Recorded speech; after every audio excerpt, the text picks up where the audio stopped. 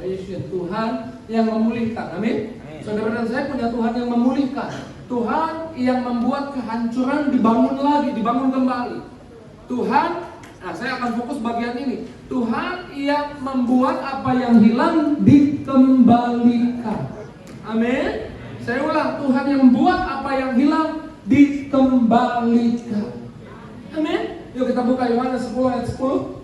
Yohanes 10 ayat yang ke-10. Puji Tuhan. Haleluya.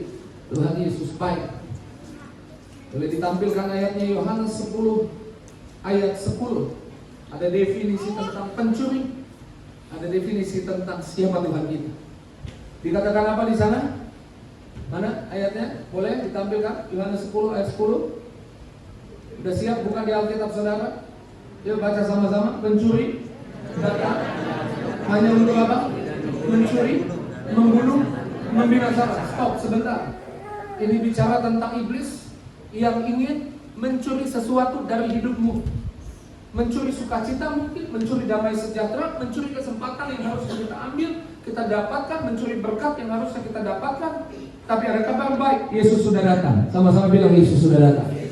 Dan Yesus datang bilang apa di sana? Aku datang supaya mereka mempunyai hidup dan mempunyainya dalam segala kelimpahan. Iblis maunya ada yang hilang di hidupmu, tapi Tuhan maunya kamu punya. Kamu mempunyai dan mempunyainya dalam segala kelimpahan. Saya nggak tahu mungkin di bulan yang lalu, di hari yang lalu, ada apa yang hilang di hidupmu, ada yang dicuri dari hidupmu. Mungkin harusnya engkau bisa menikmati tahun-tahun di mana engkau bisa bahagia, tapi di tahun-tahun itu mungkin ada sakit penyakit yang engkau derita, sehingga di tahun itu engkau kehilangan kesempatan demi kesempatan. Tapi sebagai hamba Tuhan, saya mau katakan apa yang hilang Tuhan bisa kembalikan. Amin. Dan sebentar saya akan jabarkan bagaimana Alkitab menggambarkan ada yang hilang tapi dikembalikan. Ketika Tuhan bisa kehilangan Adam dan Hawa karena mereka tergoda, tertipu, terperdaya oleh iblis sehingga mereka makan buah pohon pengetahuan yang baik dan jahat. Ketika Tuhan bisa mengalami kehilangan hubungannya dengan manusia, Tuhan gak tinggal diam.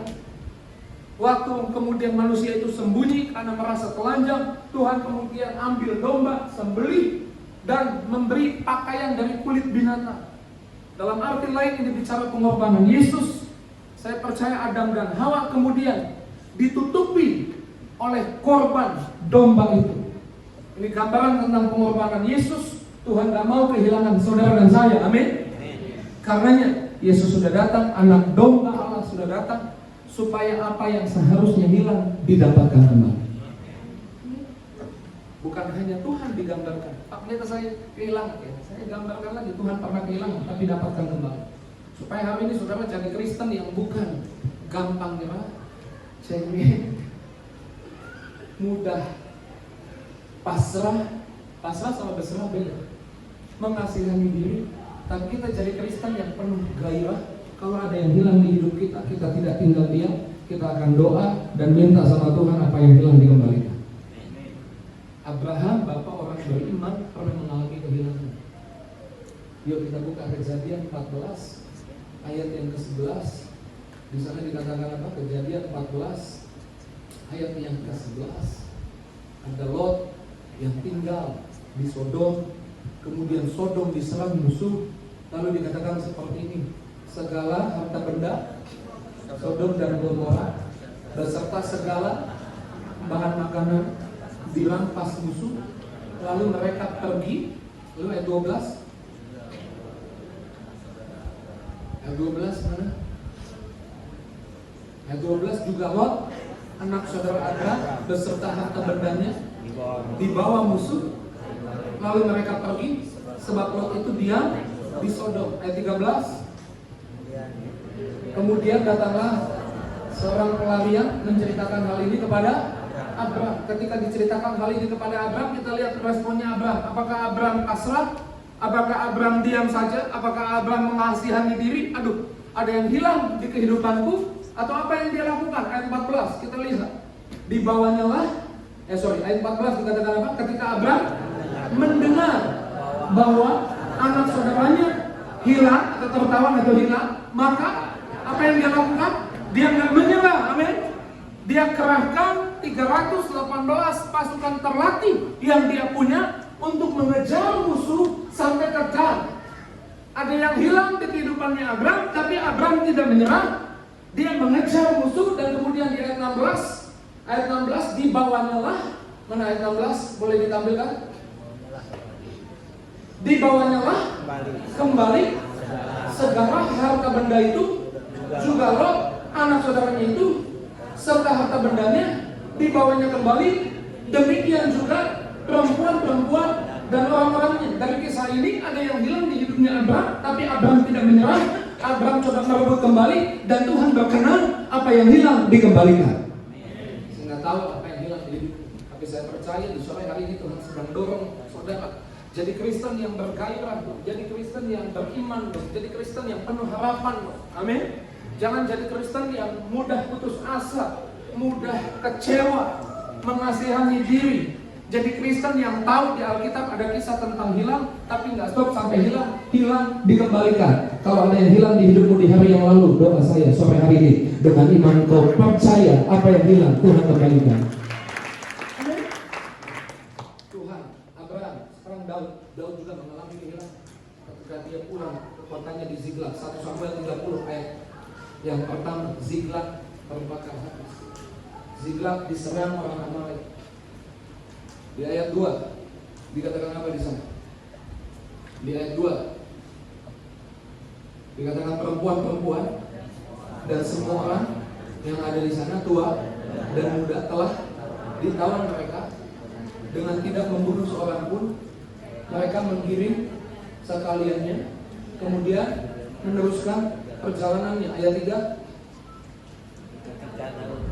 ketika Daud dan orang-orangnya sampai ke kota itu, maka tampaklah kota itu terbakar habis. Istri mereka serta anak mereka yang laki-laki dan perempuan telah, dalam arti lain, ada yang hilang. Di ayat 4 dikatakan, melihat kehilangan, Daud dan semua pasukannya menangis. Bahkan sampai nggak kuat lagi menangis. Ya wajar, kalau ada yang hilang kita nangis itu wajar. Nggak mungkin ada yang hilang kita ketawa, bahagia, sukacita. Iblis coba curi supaya kita mengalami sesuatu yang membuat kita sedih, takut, cemas. Tapi dengar baik, saudara boleh nangis karena ada kehilangan, tapi jangan stop sampai nangis. Karena di ayat 6 dikatakan Daud menguatkan hatinya, datang sama Tuhan, ngadu sama Tuhan. Amin. Waktu ngadu sama Tuhan, dia tanya sama Tuhan di ayat 8. Boleh dibuka ayat 8. Dia tanya sama Tuhan. Yuk kita baca sama-sama. Kemudian bertanyalah Daud kepada Tuhan, katanya, haruskah aku mengejar gerombolan itu?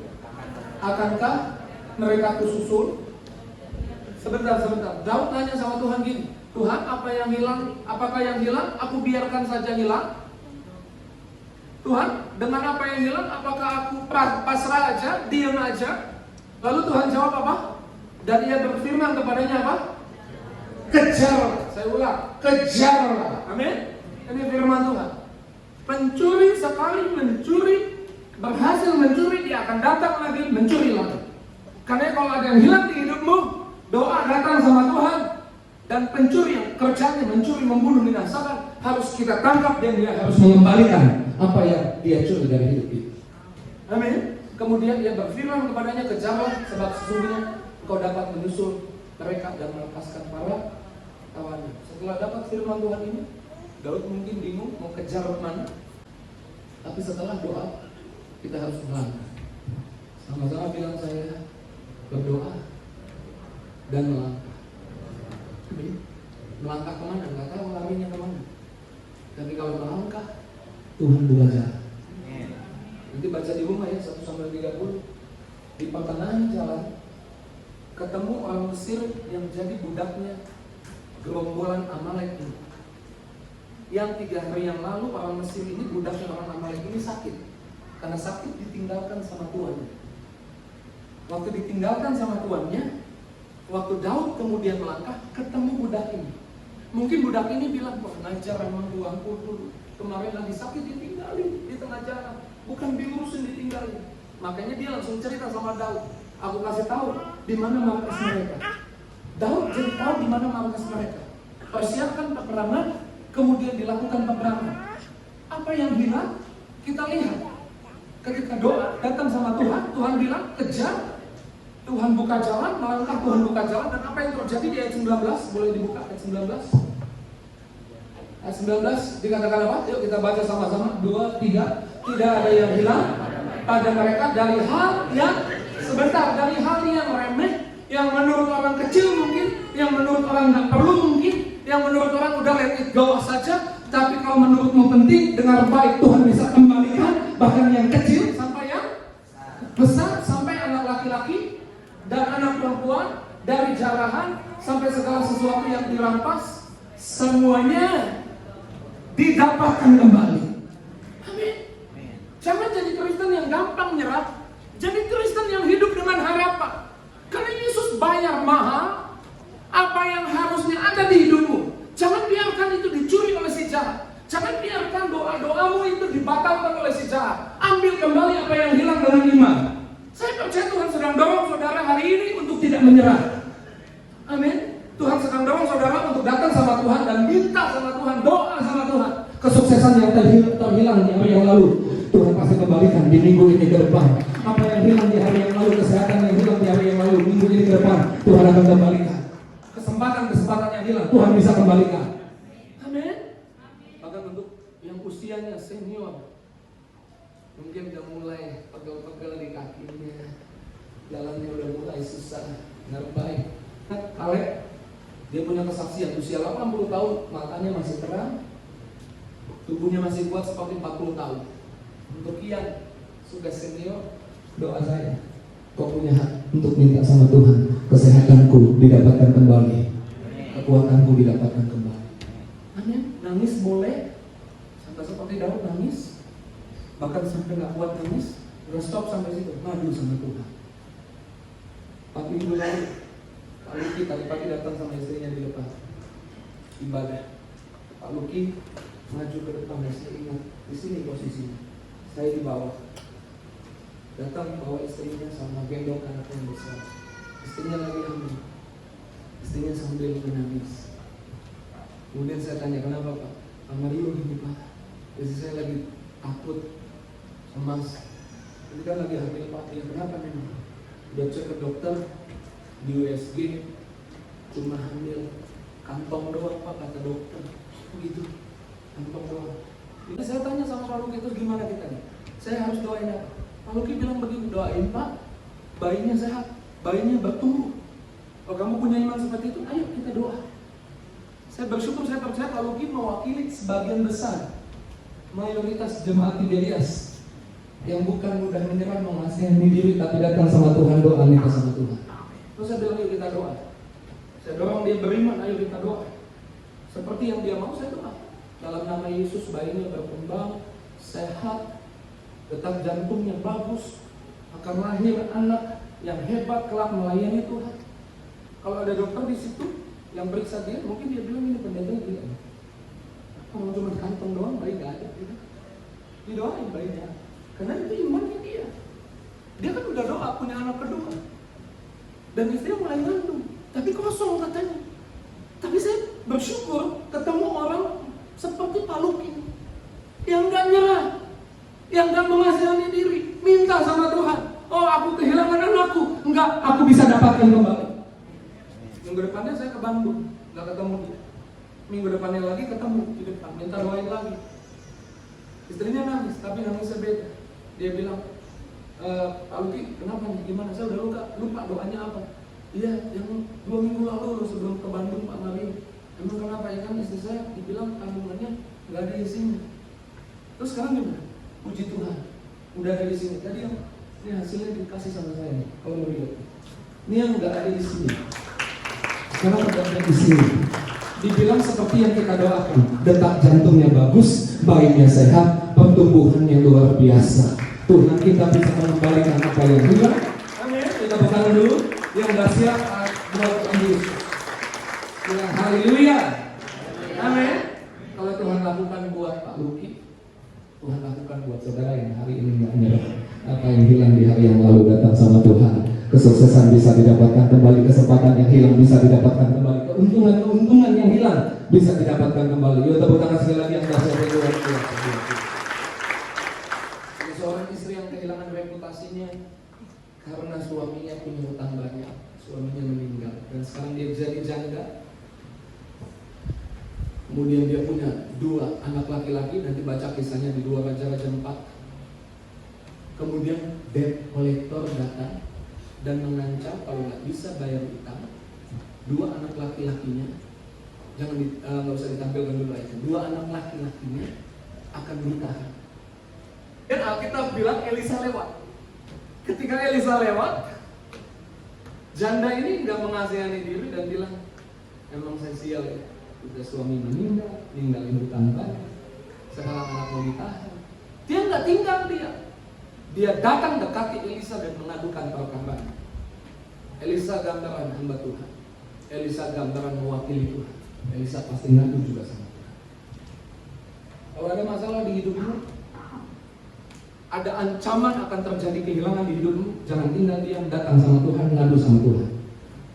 Dan waktu ngadu sama Tuhan, ngadu sama hamba Tuhan ini nanya gini, apa yang ada padamu? Apa yang ada di rumahmu? Kadang kita berpikir solusinya apa ya? Solusinya mungkin kita perlu yang jauh-jauh.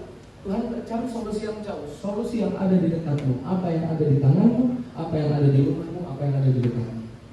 Lalu janda ini bilang, cuma punya buli-buli dari seminyak sedikit, nggak punya apa-apa selain itu.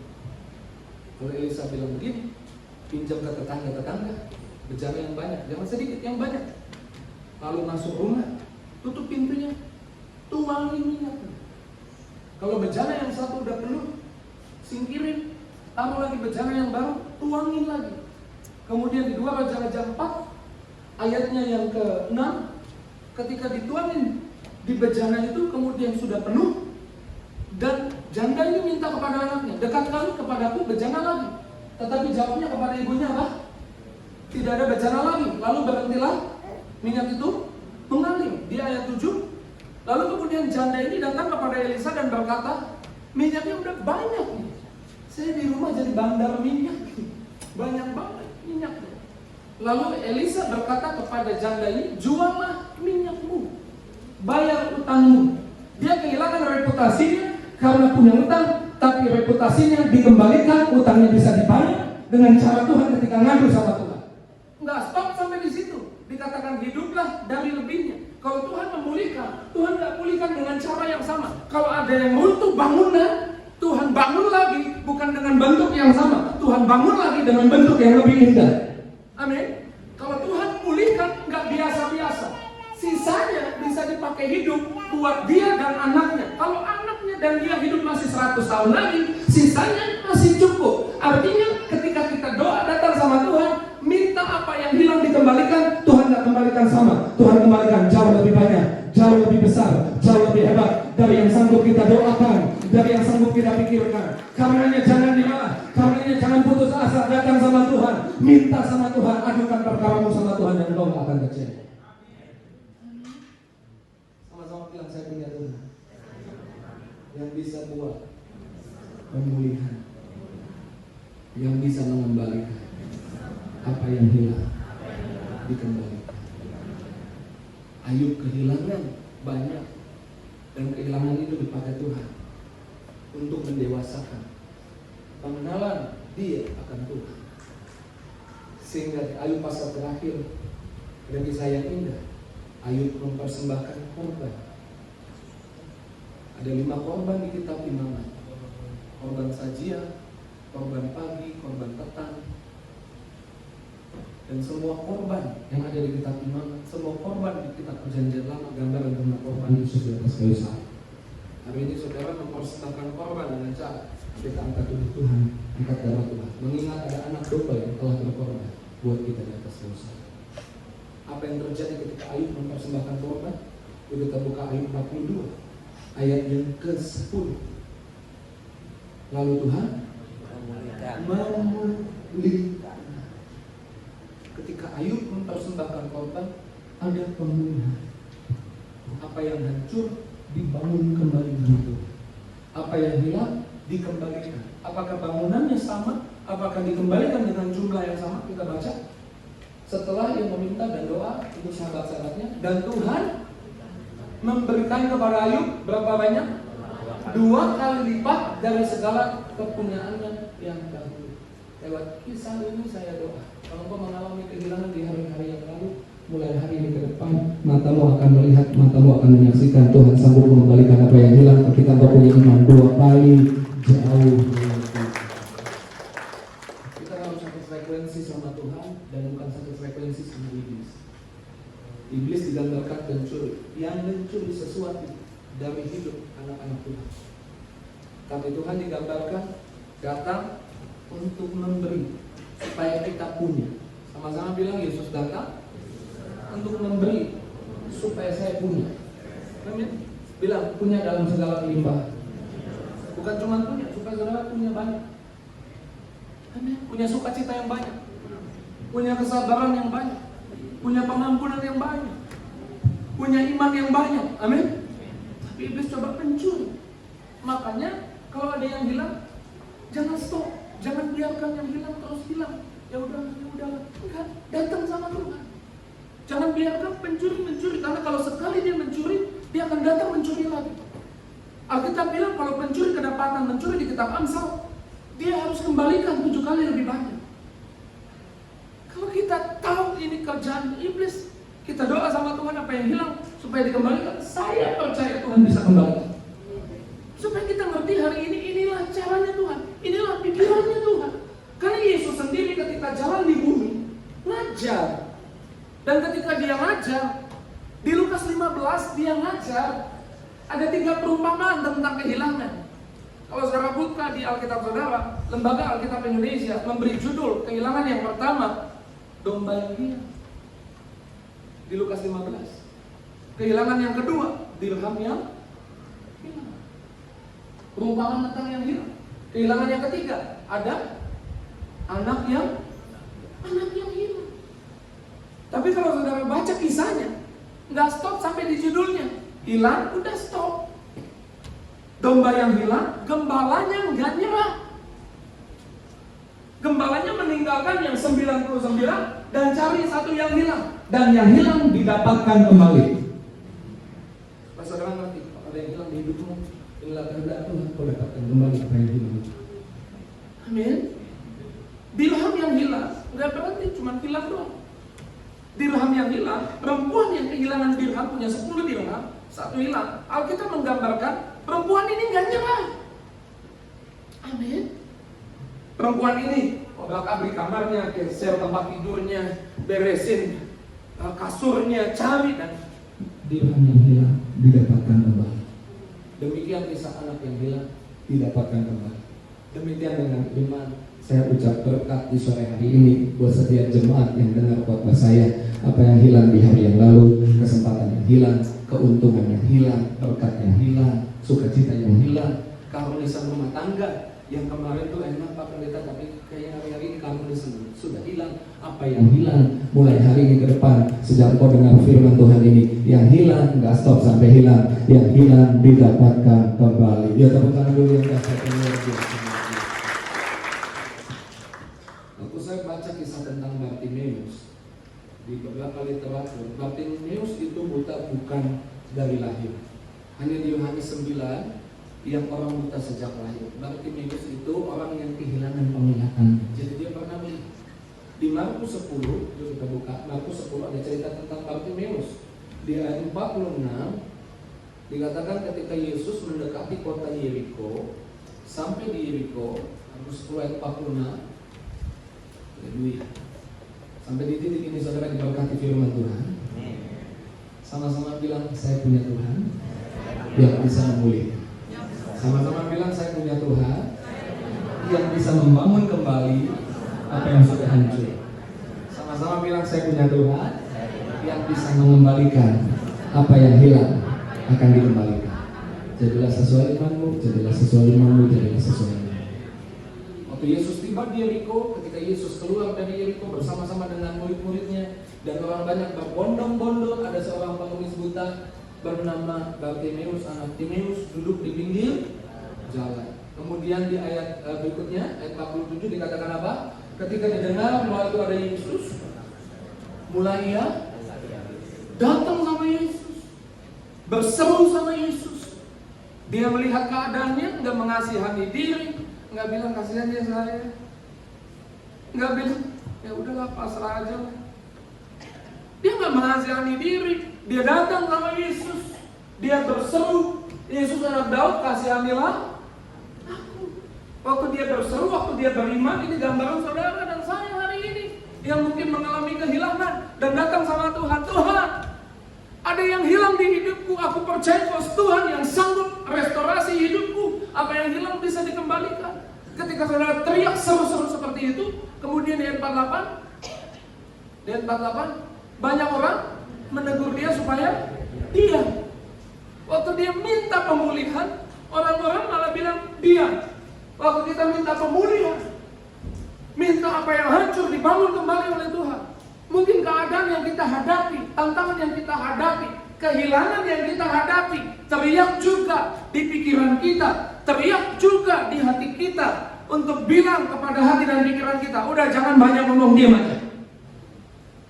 Tapi yang saya suka dari Bartimeus, ketika disuruh diam, dikatakan apa? Namun semakin keras ia berseru, anak Daud, kasihanilah aku. Ketika ada godaan di pikiran, di hatimu yang berkata, apa yang hilang mungkin baik, nggak mungkin bisa, nggak mungkin terjadi, kau bukan berhenti beriman, tapi semakin kuat engkau beriman. Amin. Semakin engkau menguatkan iman, baca firman, banyak kisah kehilangan di Alkitab dikembalikan. Ayat 49, lalu Yesus berhenti dan berkata, panggil dia. Mereka memanggil orang buta itu dan berkata kepadanya, kuatkan hatimu, berdirilah. Dia memanggil. Ayat 50, lalu dia menanggalkan jubahnya, dia segera berdiri dan pergi mendapatkan Yesus. Dia pakai jubah orang buta. Di zaman itu jubah gambaran identitas, supaya orang dikenali. Ada jubah orang kaya, ada jubah orang miskin, ada jubah imam, ada jubah raja, supaya dari jauh kelihatan statusnya. Dia pakai jubah orang. Ketika datang pada Yesus, dia tanggalkan sebutan orang tentang dirinya, dan dia datang dengan iman. Dia berharap dia tak akan pakai lagi itu jubah. Dia akan pakai jubah yang baru.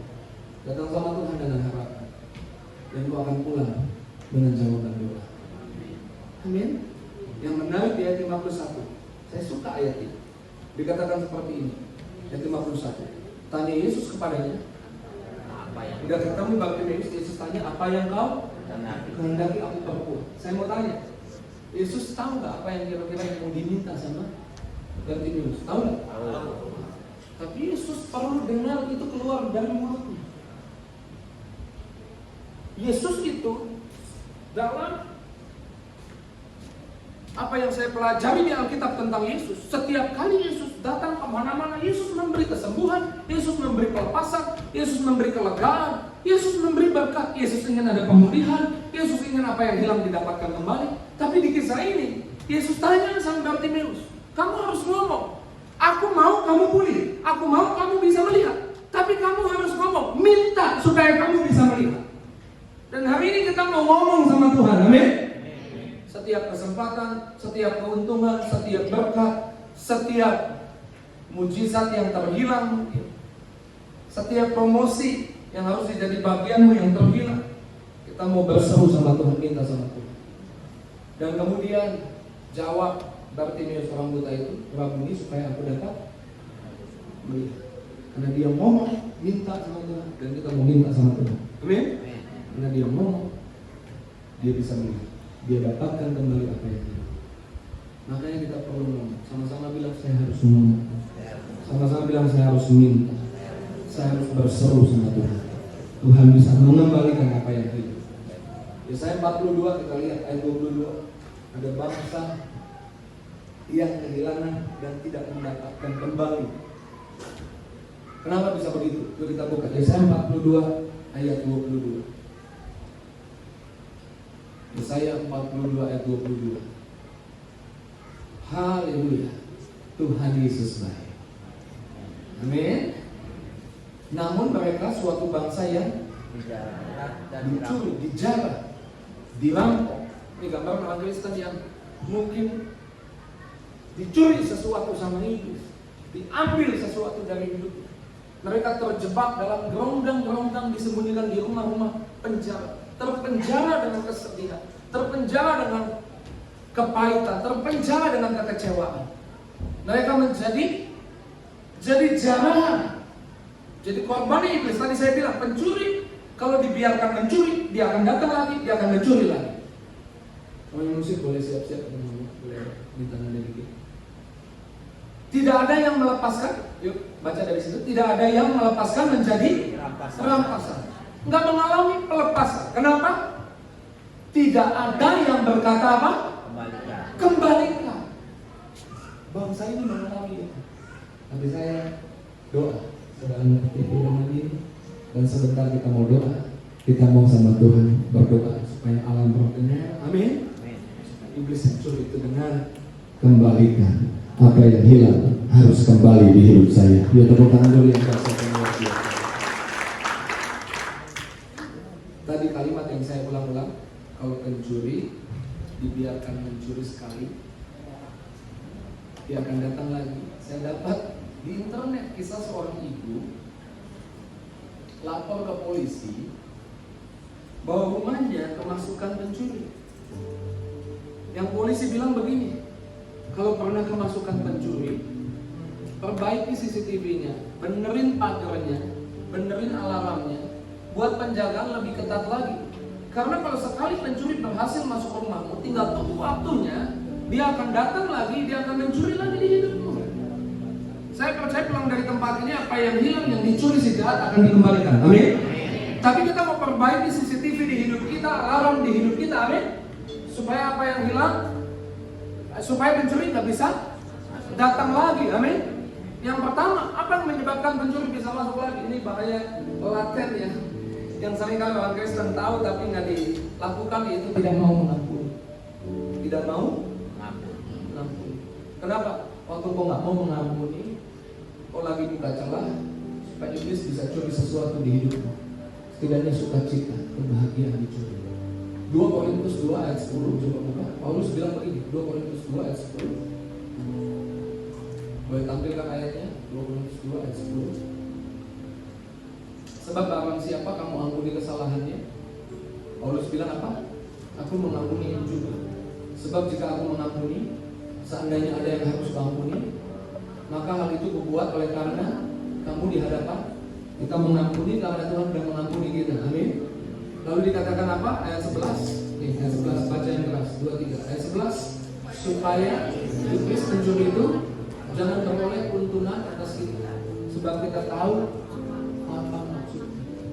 Jaga hatimu, jaga hidupmu, supaya iblis tidak bisa curi dari hidupmu. Yang kedua, ketidakpercayaan. Boleh ditampilkan ayatnya, tadi saya sudah siapkan di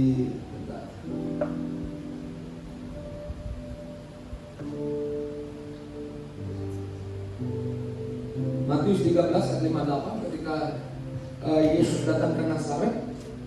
Bahkan di salah satu tulisan murid-murid yang lain dikatakan di Nazaret sampai tidak ada mujizat karena tidak percaya. Di dalam Matius 13 ayat 58 dikatakan apa di sana? Dan karena ketidakpercayaan mereka, tidak banyak mujizat diadakan di sana. Apa yang hilang didapatkan kembali, tidak ada mujizat karena ketidakpercayaan. Tapi saya percaya, saya sedang berdiri di hadapan orang-orang yang hari ini lagi diimbos sama Tuhan, dikasih vitamin iman. Imanmu lagi di-up sama Tuhan. Amin. Imanmu lagi dikuatkan, dan kau bukan orang yang tidak percaya, tapi orang yang percaya. Yang terakhir, bersyukur. Karena dalam salah satu terjemahan di Ayub 9 ayat 25 sampai 27, Ayub bilang begini, ketika aku mengeluh, sukacita pergi dari hidupku. Kita bukan orang yang mengeluh, kita orang yang percaya bahwa apa yang hilang di hidup kita, kita punya Tuhan yang sanggup mengembalikan apa yang hilang, yang sanggup membangun kembali apa yang runtuh. Amin. Yang sanggup membuat restorasi di hidup kita. Saya percaya imanmu dibangkitkan, pulang dari tempat ini bawa berkat dan mujizat.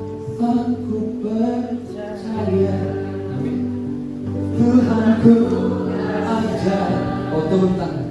Kau turun tangan, memberikan aku bersama.